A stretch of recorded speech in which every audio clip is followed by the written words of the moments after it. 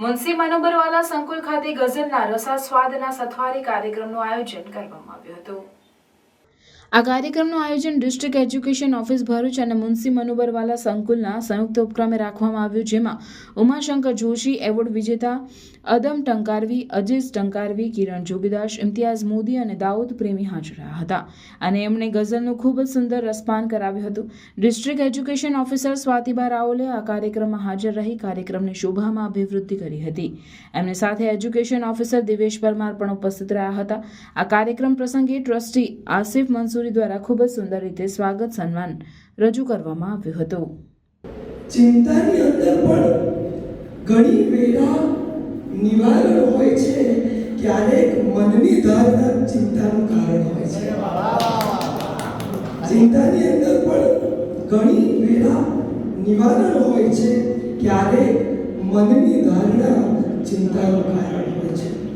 અને આગળ છે કે તૂટ્યું હશે કોઈ પડે ધીમેથી એને પૂછજો, તૂટ્યું હશે કોઈ પડે ધીમેથી એને પૂછજો, દિલને મળેલી વેદના થોડી અકારણ હોય છે।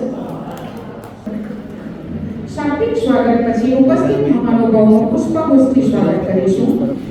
અત્રે ઉપસ્થિત માનનીય જનાબ પ્રોફેસર ડોક્ટર આદમભાઈ ગોરીવાલા સર ઉર્ફે અદમ ટંકારવી, જેઓનું અમારા સર્વેની અસીમ દુઆઓ સાથે પુષ્પગુચ્છથી સ્વાગત કરવા માટે મુનસી મનોબરવાલા મેમોરિયલ ચેરિટેબલ ટ્રસ્ટના CEO માનનીય જનાબ સુહેલભાઈ દુકાનદાર સરને આમંત્રિત કરીશ, જેઓ પુષ્પગુચ્છ અને પુસ્તક આપી સન્માન કરશે।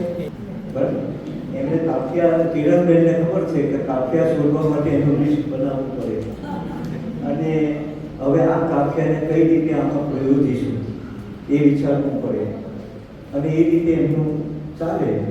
તો અહીંયા જે કાફિયા છે એ કોઈ એક ભાઈ બોલી દે બધા અને પછી આપણે ટેલી કરી દઈએ કે બધા એ જ લખ્યા છે કે નહીં। એ આ પ્રશ્ન તમે કરો। હા બોલો। પહેલો કયો છે? દિવસો જુદાની જાય છે એ જશે જરૂર લઈ જશે સ્વજન, બરાબર છે? સ્વજન, હા